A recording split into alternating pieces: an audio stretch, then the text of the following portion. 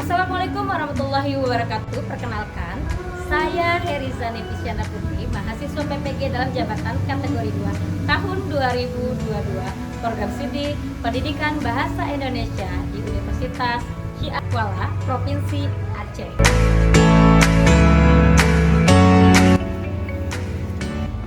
Pada hari ini, Selasa 13 Desember tahun 2022, saya melaksanakan uji kinerja praktik pembelajaran dengan materi teks editorial di kelas 12 menggunakan model pembelajaran Problem Based Learning di unit kerja saya SMK Negeri 1 Katibung, Kabupaten Lampung Selatan, Provinsi Lampung. Untuk selanjutnya, selamat menyaksikan.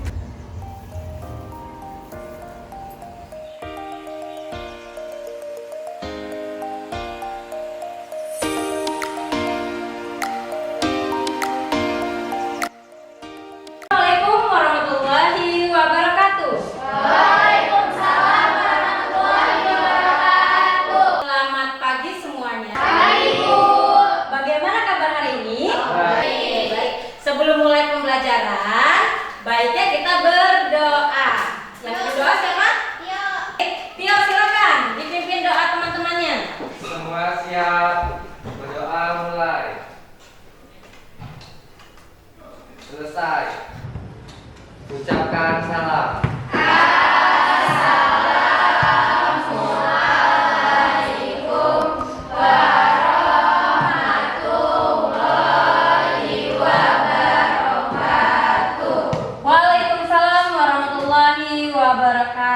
Aisyah Sadia Fitri, kemudian Tri Purwasi. Oke, baik. Hari ini Ibu mau tanya dulu nih, materi sebelumnya kemarin kita membahas tentang apa? Tentang teks editorial, Bu. Materinya teks editorial. Informasi yang terdapat dalam teks editorial. Ya, bagus. Mengidentifikasi informasi yang terdapat dalam teks editorial. Selanjutnya, supaya kita enak belajarnya, teks editorial itu apa? Yang tahu katanya, angkat tangan. Saya, Bu. Ya. Teks editorial adalah pandangan redaksi terhadap fakta atau peristiwa yang sedang terjadi. Ya, bagus. Tepuk tangan dulu untuk temanmu. Kalau kemarin itu kan kita tentang membahas informasi nih.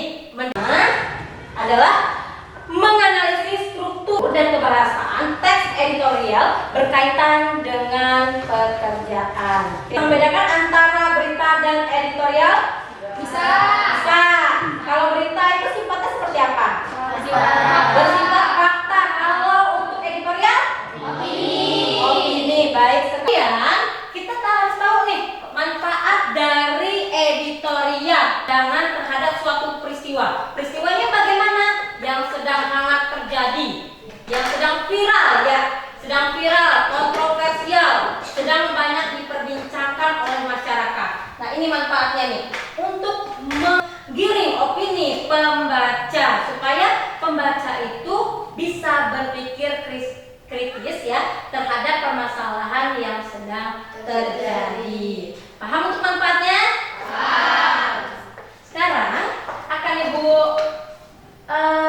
perlihatkan video ya, video tentang editorial. Nah, ini video ini Ibu ambil dari Editorial Indonesia. Jadi tolong disimak dengan baik karena nanti ada pertanyaan-pertanyaan yang muncul terkait dengan editorial ini.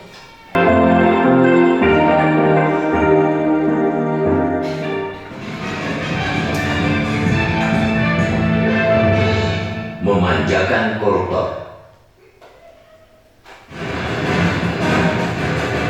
Membatalkan peraturan pemerintah nomor 99 tahun 2012 yang mengatur pengetatan pemberian remisi. Kejahatan luar biasa. Korupsi menimbulkan kerusakan dalam skala yang sangat luas sehingga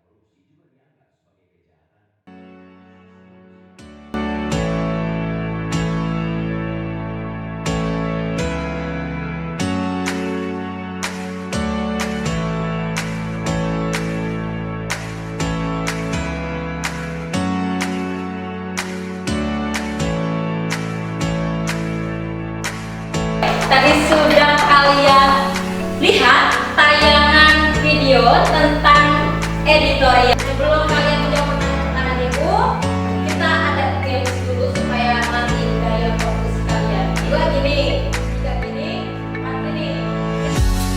1, 2, 3, 4, 2. Mana dua? Koruptor yang kamu pahami apa? Koruptor. Kejahatan. Dan apa? Yang kejahatan dilakukan koruptor. Oke, dalam kegelapan, kejahatan. Oke. Kalimat kalimatnya ada di dalam. Pokoknya pantasnya solusi diberi hukuman yang ringan. Oke, baik. 3. Nah, 3. Apakah kamu setuju jika koruptor diberi remisi? Tidak merugikan Kenapa? rakyat. Merugikan rakyatnya. Akan ibu sampaikan materinya tentang struktur teks editorial. Nah, ini ada struktur teks editorial. Struktur teks editorial itu ada 3. Pertama, pengenalan isu. Kedua, tentang argumentasi. Yang ketiga, tentang penegasan ulang. Nah, ini pengenalan isu. Pengenalan isu disajikan peristiwa persoalan aktual. Jadi persoalan yang sedang banyak diperbincangkan oleh masyarakat. Nah, itu masuk dalam kategori editorial dan ini sangat menarik untuk dibicarakan, terutama dalam kalangan redaksi. Dan ini juga tadi kan memancing minat ya pembaca supaya juga ikut berpikir tentang kebijakan-kebijakan yang akan diambil setelah adanya editorial yang sudah ditulis oleh redaksi tadi. Oke. Kemudian yang kedua, argumentasi. Nah, ini adalah bagian inti dari teks editorial. Nah, bagian inti ini berisi tanggapan redaksi terhadap isu yang sudah diperkenalkan sebelumnya. Jadi dari perkenalan isu tadi dijelaskan dengan argumentasi. Nah, kalau kita beropini, berpendapat itu tidak hanya berpendapat yang tidak ada buktinya, tetapi berpendapat yang memang sudah ada fakta dan data. Nah, argumentasi inilah yang sangat penting, yang dia diikutsertakan adanya data dan fakta supaya masyarakat lebih percaya terhadap apa yang diperbincangkan dalam editorial. Oke, baik. Kemudian ada yang terakhir, penegasan ulang.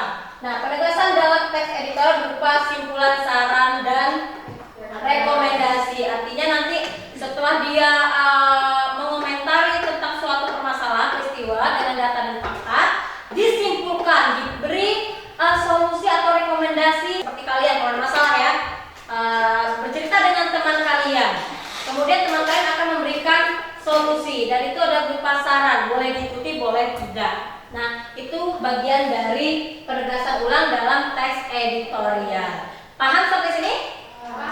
Oke, sekarang kita masuk ke kaidah kebahasaannya. Oke, nah ini kaidah kebahasaannya ada kalimat retoris, ada kata ganti penunjuk, kata populer, konjungsi kausalitas. Oke, nah tadi itu ada kalimat retorik, ya. Ini ternyata masuk dalam bagian kaidah kebahasaan dalam teks editorial. Tentang apa kalimat retorik itu? Pertanyaan yang tidak mendapatkan jawaban. Ya, artinya ketika kalian ada pertanyaan retorik, pertanyaan itu hanya sekadar meyakinkan pembaca ya, supaya argumentasi yang disampaikan itu lebih mudah dipercaya. Misal, apakah koruptor pantas mendapatkan hukuman yang ringan? Oke. Nah, kalau kita secara logis ya, secara logika kan tidak ya, karena itu sama saja merugikan banyak orang. Nah, itu tidak boleh ya. Artinya kita sudah tahu jawaban dari pertanyaan yang diungkapkan oleh redaksi itu ya. Kita sudah tahu jawabannya, jadi tidak perlu lagi kita jawab. Hanya berupa meyakinkan atau menitik beratkan apa sih permasalahan yang dibahas. Ada yang kedua, kata-kata populer. Tahu populer? Hits kalau bahasa anak istilah ya, populer, sering didengar. Jadi kalau kita membuat teks editorial itu gunakanlah kata-kata yang orang lain, apalagi orang awam itu paham. Kemudian ada di yang berkaitan dengan kelas meeting itu kan sportivitas. Tahu sportivitas? Tahu. Jadi sebelum Ibu menjelaskan pengertiannya, kalian sudah tahu sportivitas itu apa sih? Ya kan sudah tahu kan? Nah, itulah pentingnya adanya kata-kata populer dalam teks editorial supaya orang lain paham. Oke? Kemudian yang ketiga, kata ganti penunjuk yang merujuk pada waktu, tempat, peristiwa atau hal yang menjadi fokus ulasan. Saya tidak masuk sekolah dikarenakan saya sedang kondang. Saya sedang sakit. Berarti ada sebab akibat di situ. Paham ya di sini ya? Oke, baik. Paham ya di sini ya? Oke, baik. Sudah paham. Kemudian ini adalah contoh struktur teks editorialnya. Dan ini adalah bagian pengenalan isu. Coba dibaca satu orang. Sampai paragraf 1 saja. Karena pengharusan ini suatu negara termasuk negara Indonesia memiliki SDM yang Mumpuni dan kualitasnya semakin meningkat setiap tahunnya. Pendidikan ya, berhubungan dengan pendidikan. Kemudian ini ada argumennya. Argumen itu tentang adanya pendapat-pendapat yang dihubungkan dengan fakta-fakta. Ya. Selanjutnya yang di sini ada terakhir penegasan. Oke, ada 3 ya. Sekarang sudah masuk ke dalam tugas mandiri lagi. Tapi kita harus semangat ya. Semangat tidak belajarnya? Semangat. Oke. Nah, ini Ibu ada lembar kerja LKPD ya, LKPD yang nanti harus kalian kerjakan, isi sesuai dengan apa yang kalian tahu tentang informasi, dan ada strukturnya ditulis saja. Strukturnya ini sudah ada di dalam teks nih, yang nomor-nomor paragrafnya tinggal ditulis saja. Kemudian contoh kalimat dalam kaidah kebahasaannya ini ditulis saja satu kalimat satu. Bisa kaidah kebahasaannya tentang kalimat retoris, tulis saja satu kalimat saja. Paham? Paham. Oke, kalau situ Ibu bagikan.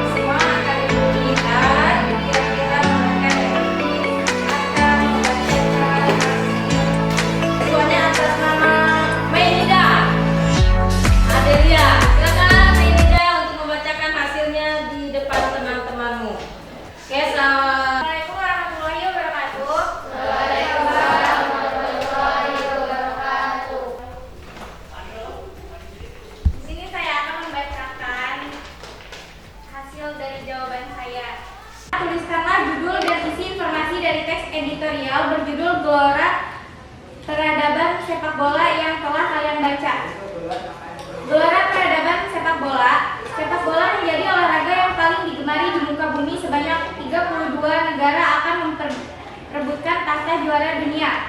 Sepak bola di tengah kontroversi yang menyelimuti pertunjukan dan persiapan negeri kaya minyak itu sebagai tuan rumah. Piala di dunia digelar dalam perubahan waktu yang sangat berbeda. Baca. Yang pertama, pengenalan isu dari paragraf pertama sampai dengan paragraf kedua. Yang kedua, argumen dari paragraf 3 sampai dengan paragraf 7. Dan yang ketiga, penegasan ulang dari paragraf 8 sampai dengan paragraf 9. Sekian dari saya. Wassalamualaikum warahmatullahi wabarakatuh. Tepuk tangan dulu sebelum duduk. Sekarang ibu tanya, ada yang perlu ditanggapi dari hasil kerja temanmu? Ada bagian yang mana yang harus ditanggapi? Ini kan yang tentang kaidah bahasanya itu kan pembahasan kaidah itu ya. Oke, baik ya.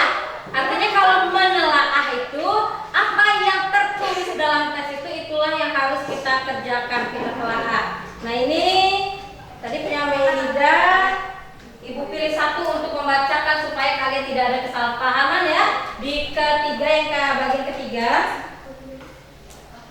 Oke. Nah, ini punya siapa ini?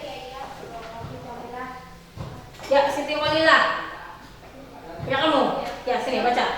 Menuliskan bukti kalimatnya. Kalimat retoris. Contohnya, apakah sepak bola masih punya keajaiban untuk mempersatukan dunia? Terus kata-kata populer, momen akbar, mengemuka, memiliki tatanannya. Kata ganti penunjuk, sepak bola menjadi olahraga yang digemari di muka bumi. Kondisionalitas, contohnya, bukan tidak mungkin gencatan tersebut akan terrealisasi sering. Contohnya, bukan tidak mungkin gencatan tersebut akan terrealisasi sering. Oke, baik, tepuk tangan untuk Nia. Semangat dikit dong tangannya.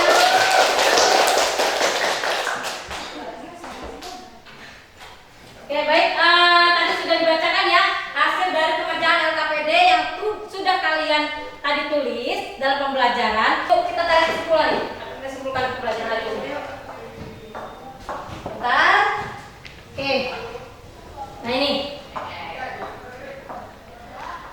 Apa yang kalian pahami dari pembelajaran hari ini? Oke, kita akan mulai. Yang pertama, kalian apa? Apa yang harus kalian lakukan tadi tuh? Yang pertama, membaca teks ini bagaimana? Membaca teks, memahaminya ya, membaca teks secara keseluruhan dan memahami. Kalau kita membaca saja tapi tidak memahami kan tidak akan mengerti apa yang dimaksud dari teks editorial yang tadi sudah disajikan. Kemudian yang kedua, menganalisisnya. Oke, menganalisis. Menganalisis apa yang dianalisis? Struktur. Oke, struktur. Yang pertama adalah strukturnya. Struktur ada berapa tadi? Ada. Struktur yang pertama tentang pengenalan isu. Oke, pengenalan isu. Kemudian struktur yang kedua, argumentasi. Struktur yang ketiga, penegasan ulang. Oke, ulang. Kemudian yang kedua, kaidah pembahasan. Oke, paham ya? Oke, kaidah kebahasaan. Coba kaidah kebahasaan ada berapa? Ada 4. Yang pertama, kalimat retoris. Oke, ada kalimat retoris. Retorik ya. Kemudian kata populer. Yang ketiga, kata ganti penunjuk ya. Ganti penunjuk. Oke, penunjuk. Oke. Yang keempat,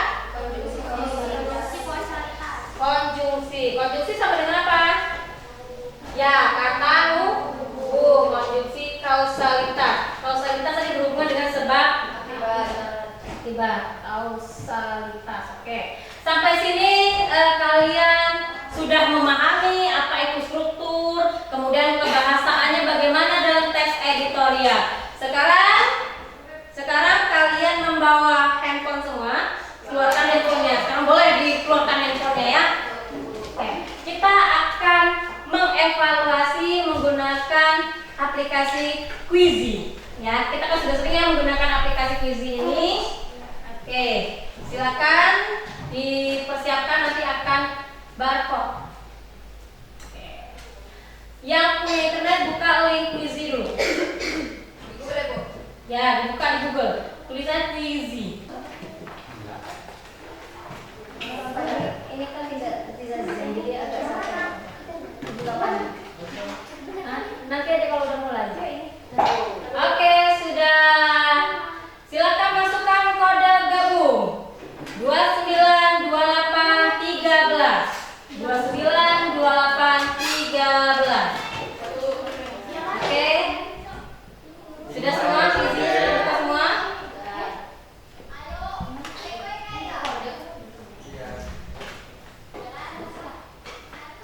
Ya, tinggal klik. Kalau sudah tinggal diklik. Yang sudah masukkan kode tinggal klik akan muncul di situ. Gunakan nama. Ya, ya gabung juga. 292-813. Oke, bisa? Ya, mulai. Dia masuk, mulai. Oke. Oke, sudah masuk. Berapa orang yang sudah masuk? Tunggu. Kita lihat berapa orang yang sudah masuk. Oke, Ibu akan mulai. Siap? Silakan dikerjakan.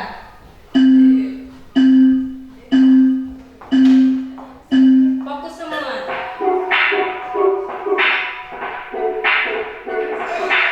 Nanti kelihatan.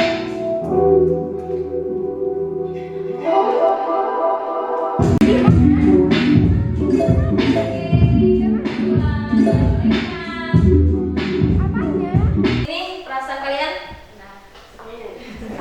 Memacu yang memotivasi untuk. Oke, baik. Tadi sudah belajar kita tentang evaluasi sudah, kemudian kesimpulan tiap dalam pembelajaran hari ini sudah. Sekarang Ibu mau tahu nih tentang perasaan kalian hari ini. Ibu akan memberikan lembar refleksi yang nanti harus kalian checklist ya. Beri checklist sesuai dengan perasaan kalian terhadap pembelajaran hari ini.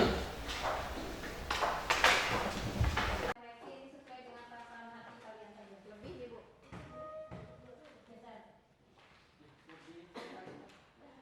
Lebih digeser.